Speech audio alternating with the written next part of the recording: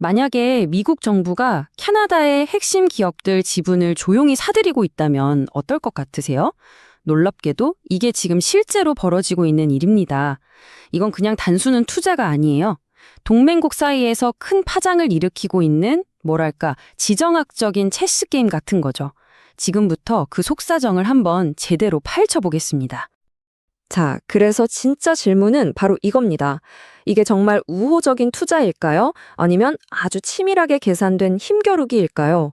동맹이라는 이름 뒤에 숨겨진 진짜 의도는 과연 뭘까요? 사건의 핵심은 아주 간단해요.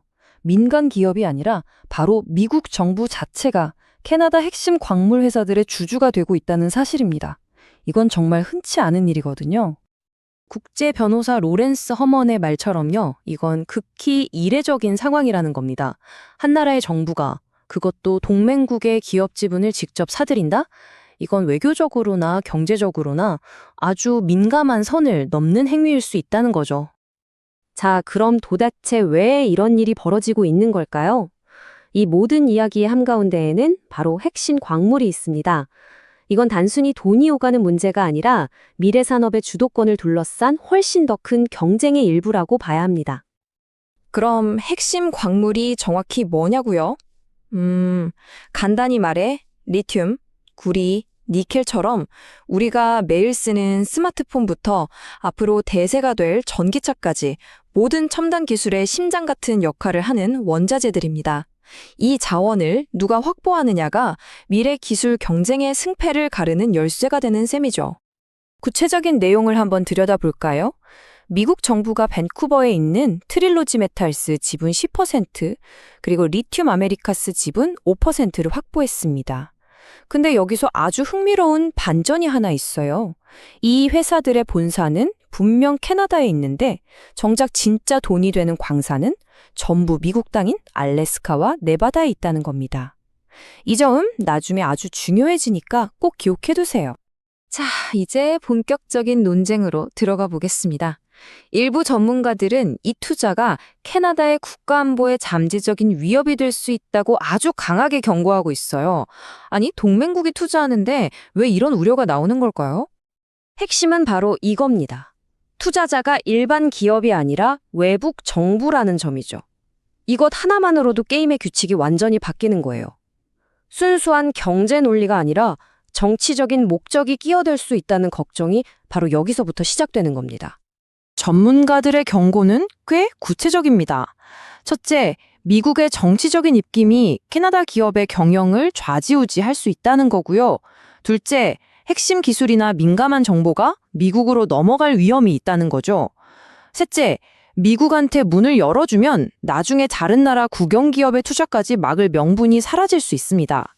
심지어 최근 양국 관계가 좀 껄끄러운 시점이라 우려가 더 깊어지고 있는 상황이에요.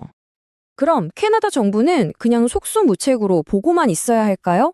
아니요, 그렇지는 않습니다. 캐나다 투자법이라는 아주 강력한 카드를 쥐고 있거든요. 이 법에 따라서 국가 안보에 위협이 된다고 판단되면 외국인 투자를 검토하고 필요하다면 거부할 수도 있습니다. 바로 이 지점에서 캐나다 정부의 진짜 딜레마가 확 드러납니다. 생각해 보세요. 불과 몇 년 전에 캐나다는 국가 안보를 이유로 중국 기업 세 곳의 핵심 광물 지분을 강제로 팔게 했거든요. 근데 이제 투자자가 중국에서 가장 가까운 동맹인 미국으로 바뀌었을 뿐인데 과연 똑같은 잣대를 들이댈 수 있을까요? 바로 이게 캐나다의 깊은 고민인 겁니다. 하지만 물론 다른 시각도 있습니다. 이게 그렇게 큰 문제가 아니며 정부가 굳이 나설 필요가 없다는 주장도 만만치 않아요. 개입을 반대하는 쪽의 논리는 아주 명확합니다. 미국 정부가 산 지분은 경영에 직접 간섭하기 어려운 5에서 10% 정도의 소수 지분에 불과하다는 점, 그리고 아까 말씀드렸듯이 실제 광산이 미국 땅에 있다는 점, 또 두 나라가 뗄 수 없는 동맹 관계라는 점을 강조하죠. 오히려 이 거래를 막으려다가 동맹과의 외교 관계만 나빠질 수 있다는 현실적인 걱정도 하고요. 네, 이 점이 아마 개입 반대론의 가장 강력한 근거일 겁니다. 회사는 캐나다에 있지만 핵심 자산인 광산 자체는 이미 미국 영토 안에 있다는 거죠.